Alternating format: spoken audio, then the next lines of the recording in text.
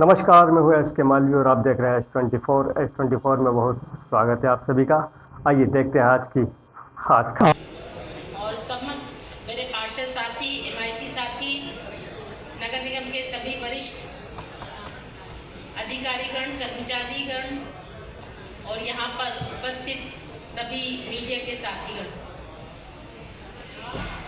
आज महापौर जी ने वो मिल जाएगा कॉर्डलेस माइक दे दीजिए। वैसे आवाज पर्याप्त आ रही है आपकी।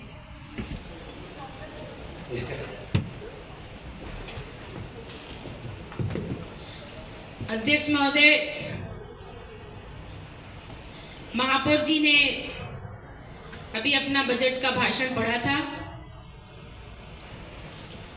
और 2024-25 का हमारा ये अनुमानित 3353 करोड़ 53 लाख का बजट आया है और लास्ट ईयर हमारा आया था 3368 करोड़ का। तो महापौर जी, आपके माध्यम से महापौर जी से कहना चाहूँगी कि वो एक बार अपने बजट की विशेषताएं पढ़ लेती तो अच्छा रहता। महापौर जी बार बार कहती हैं कि मैं आरोप लगाती हूँ। मेरा कोई ऐसा इंटेंशन नहीं है कि उनके ऊपर आरोप लगाऊं। मैंने संबल योजना का यहाँ पर प्रकरण रखा था, आज सिद्ध हो गया। एनजीटी का मैंने यहाँ पर प्रकरण रखा था कि क्रूज रेस्टोरेंट गलत बन रहा है, वो सिद्ध हो गया, आपके ऊपर पेनल्टी लगी।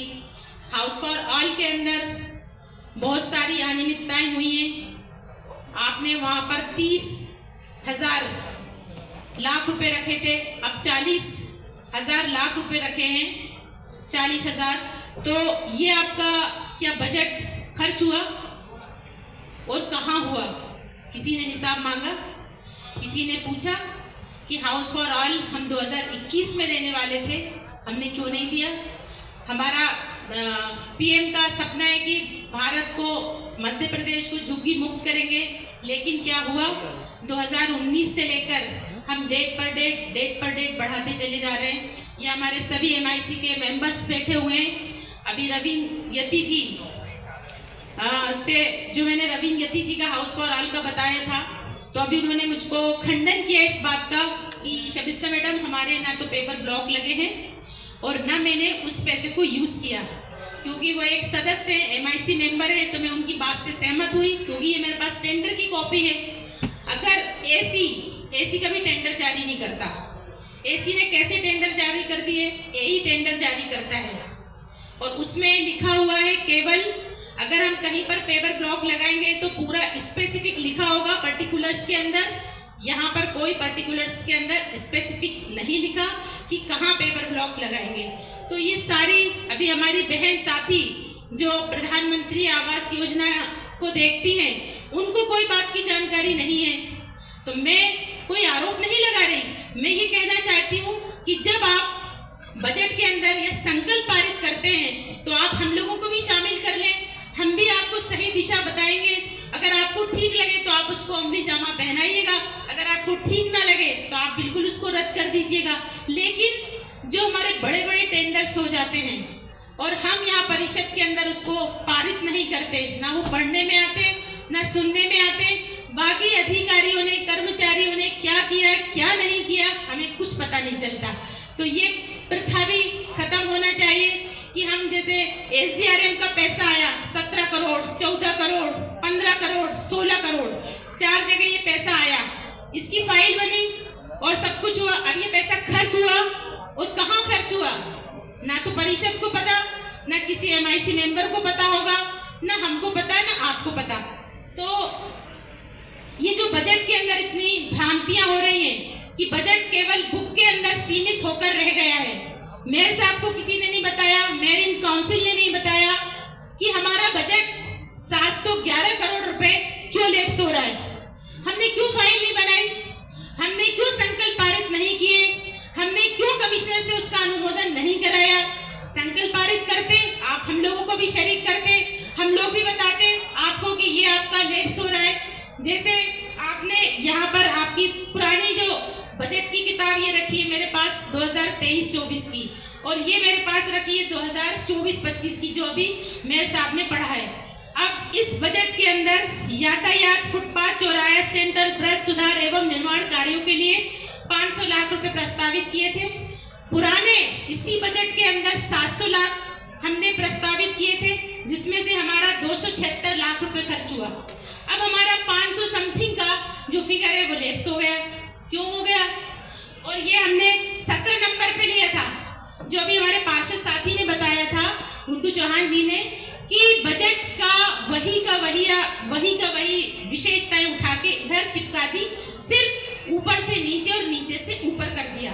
इसी प्रकार हमने रोड संकेत बोर्ड और साइन बोर्ड के लिए 500 लाख रुपए का प्रावधान किया था, जिसमें पिछली बजट के अंदर हमने यही प्रावधान 200 लाख किया था, जिसमें से 1.91 खर्च हुआ। हमारे यहाँ भी लैप्स हो गए पैसे।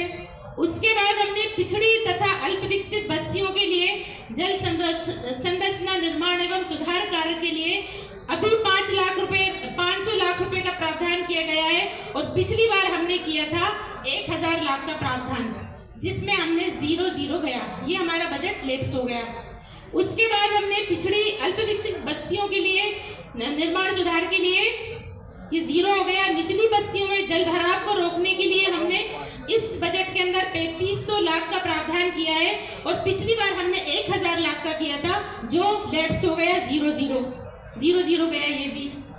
वैध की गई अवैध बस्तियों की अधोसंरचना उन्नयन कार्य हेतु राशि 1000 लाख रुपए का प्रावधान किया है पिछली अभी की बजट के अंदर, और पिछली बार हमने किया था 1500 लाख का, जिसमें से हमारा खर्च ये बाकायदा रिटर्न में दिया है, और वहां से 400 परिवारों को हटा दिया। आज की डेट में वहां के परिवार के बच्चे ना तो स्कूल जा पा रहे, ना उनके पास घर है रहने का, और जब वो प्रधानमंत्री आवास योजना के तहत पैसे लेने वो वहां पर गए, तो जब मैं खुद उनके साथ में गई, तो कोई घर कंप्लीट नहीं है। कम से कम 4 साल लगेंगे।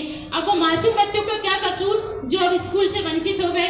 या तो उनकी टेम्परेरी व्यवस्था की जाए, या फिर उनको प्रधानमंत्री आवास योजना के तहत घर को 6 महीने में कंप्लीट करके दिया जाए। ये कलेक्टर साहब ने बोला है। अब जब भी वो कंप्लीट हो, तो तब भी यहाँ पर है ना, अधिकारी वहाँ पर पहुंच गए थे, उन्होंने गलत जानकारी दी। जब मैंने कलेक्टर साहब को सारी वीडियोस दिखाएंगे, देखिए मैं खुद गई थी, ये आपको गलत जानकारी दे रहे हैं, और पेमेंट नहीं हो रहे। आपके जितने ठेकेदार है वो काम छोड़कर भाग गए, और अधूरा काम पेटी कॉन्ट्रैक्टर से करा रहे हैं। वहां पर इतना बड़ा प्रोजेक्ट चल रहा है, 280 घर बनना है, वहां पर 5 लोग काम कर रहे थे, और ना वहां पर रोड है, ना वहां पर नाली है, ना वहां पानी की व्यवस्था है।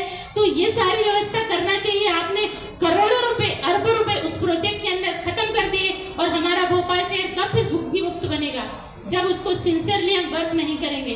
तो मेरा बड़ा खेद है इस विषय के ऊपर। दूसरा, मैडम ने जो अभी महापौर जी ने बाकी राशि इसके अंदर रखी है, वो बहुत अच्छा। और अभी हमारे पार्षद, हमारे MIC मेंबर ने जो संपत्ति कर के बारे में बोला, मैं उनकी बात से सहमत हूँ, क्योंकि संपत्ति करके जो खाते खुले हुए हैं, वो रिहायशी के खुले हुए हैं कि हमारे आवासीय घर है, जबकि रोड के ऊपर घर बने हैं। 4 दुकानें निकली हुई हैं, हर जगह ये है, 4 दुकानें इधर भी हैं, 4 दुकानें इधर भी हैं, और वो व्यवसायिक संपत्ति करने दे रहे हैं। ये किसकी गलती? ये हम लोगों की गलती, हम लोगों का ढीलापन है कि हम वहां पर सिंसियरली वर्क नहीं कर पा रहे। मेरे वार्ड के अंदर तो 4 करोड़ की वसूली हुई थी, और मैं बिल्कुल इस मामले में बहुत सख्त हूँ कि अगर आप पानी भर रहे हैं तो पानी का भी देना पड़ेगा, अगर आप घर में रह रहे हैं तो घर का भी देना पड़ेगा। मैं बिल्कुल किसी के साथ रियायत नहीं करती, क्योंकि ये गलत है कि हम कब तक चोरी करेंगे। नगर निगम की चोरी करेंगे, बिजली की चोरी करेंगे, पानी की चोरी करेंगे, और संपत्ति कर यहाँ पर देंगे नहीं। व्यवस्था सारी चाहिए। तो मैं इस बात से उनकी सहमत हूँ।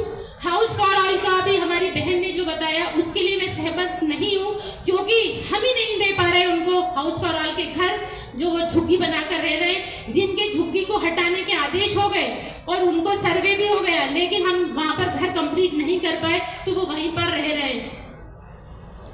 दूसरा, प्रकाश व्यवस्था के लिए हमने 1500 लाख रुपए का प्रावधान किया था, और पिछली परिषद के अंदर हमने पिछली बजट के अंदर 2800 लाख का किया था, जो हमने 124 ही उसमें खर्च करे।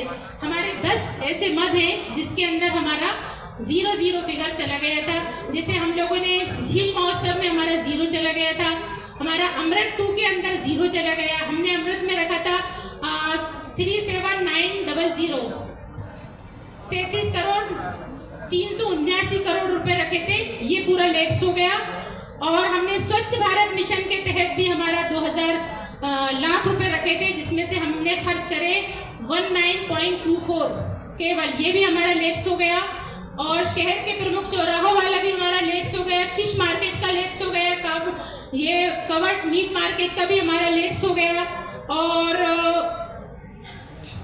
पार्कों का विकास वाला भी हमारा लैप्स हो गया। तो अध्यक्ष जी, ये बड़ा दुर्भाग्य है कि हमारा इतना सारा बजट जो है लैप्स हो गया और हम उसके लिए कुछ नहीं कर पाए। और अभी जो बजट के अंदर हम 808 करोड़ रुपए फरवरी के अंदर लेकर आए थे, उसका भी कोई हिसाब नहीं है कि 808 करोड़ रुपए हमने कहाँ खर्च किया। बहुत ज़रूरी कार्य के लिए हमने पैसा लिया था, तो उसका हिसाब महापौर जी को लेना चाहिए कि कहाँ खर्च किया गया और कितने की फाइल बनी और कितना पैसा हमने आवंटित किया और कितना वर्तमान में हम उसमें से करेंगे। ये सारा स्पष्ट होना चाहिए, पटल के ऊपर हमारी बजट की फाइल उपस्थित होना चाहिए, रहना चाहिए, ताकि हम पढ़ सकें कि हमारा पुराना बजट कितना बचा है और हमने आगामी बजट जो करोड़ों रुपए के घाटे में पेश किया है वो भी होना चाहिए, उसकी फाइल होना चाहिए। इसके अंदर छाप दिया लेनदारियां, देनदारियां, ऋण, कितने पैसे आज की डेट में बैंक के अंदर डिपॉजिट है, ये किसी को नहीं पता। अगर हमारे पास बैंक में डिपॉजिट नहीं है तो हमारा ये बजट शून्य है, हम कहाँ से खर्च करेंगे। अब आपके पास जैसे जैसा पैसा आएगा फंड का आप रखेंगे। सच ये है कि हमारे टेंडर पार्षद निधि की हमारी जो राशि है वो सुरक्षित होनी चाहिए। हमारी जो संपत्ति कर की राशि है, जो मेरे वार्ड का 50% मुझको मिलता है, वो राशि को सुरक्षित होना चाहिए। अकाउंट अलग अलग हेड से होना चाहिए ताकि आप अपने वार्ड का पैसा सुरक्षित रखें जब चाहें। अगर ठेकेदार ने आपका काम कर दिया तो आपका पेमेंट हो जाना चाहिए। ऐसा नहीं होना चाहिए कि 5 लाख का ठेकेदार को पेमेंट करना है, हमने उसको 50 दे दिया, 1 लाख रुपए दे दिया, आगे के काम वो कैसे करेगा।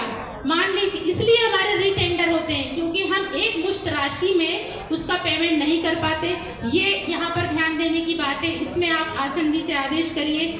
महापौर जी के वक्तव्य में कहीं पर भी नगर निगम भोपाल के मूल कर्मचारियों को वरिष्ठता एवं योग्यता सूची के आधार पर पदोन्नति, क्रमोन्नति, समय के अनुसार समय के रहते वेतनमान और देना चाहिए, ये भी नहीं हुआ, ये होना चाहिए। और नगर निगम भोपाल में कार्यरत दैनिक वेतनभोगी विनियमित कर्मचारी, कुशल अर्धकुशल कर्मचारियों को हाई कोर्ट के आदेश के अनुरूप नियमित करना चाहिए और उनको वेतनमान देना चाहिए उस हिसाब से। और अभी 10,000 रुपए वेतन दे रहे थे, जैसे ही आचार संहिता खत्म हो गई तो उनका वेतन शायद वापस कर दिया गया है, ऐसा मेरे को 2-3 लोग बोल रहे थे। सीमेंट, कंक्रीट, नाला नाली निर्माण, सीवेज सिमर के निर्माण, पेयजल व्यवस्था हेतु पाइपलाइनों की मरम्मत, नवीन पाइपलाइन, सीवेज पाइपलाइनों की मरम्मत, सड़कों का डामरीकरण जैसी समस्त निविदाएं निरंतर निरस्त होने के कारण, ये मैं बोल चुकी हूँ आपको। अध्यक्ष जी, बड़े दुख के साथ कह रही हूँ कि नगर निगम भोपाल द्वारा नीमच के अंदर जो हम लोगों ने सोलर प्लांट लगाए थे, उसके अंदर हम लोग 17 पैसे पर यूनिट के हिसाब से घाटे में जा रहे हैं। यहाँ पर मिसगाइड किया था, हम लोग मना कर रहे थे कि हम लोन लेकर ये कार्य ना करें, लेकिन वही सामने आया कि हम लोग इतने नीमच के अंदर इतनी दूर, एक तो प्लांट है वहाँ पर कोई रोज रोज जा नहीं सकता, और वहाँ पर 17 पैसे पर यूनिट के हिसाब से हम लोग घाटे में चल रहे हैं।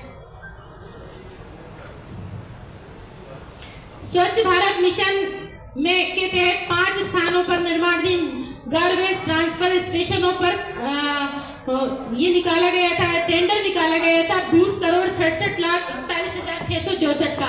इसका क्या हुआ? सब लोग परेशान है, इसके ऊपर ध्यान दिलाना चाहती हूँ कि ये सारा होना चाहिए।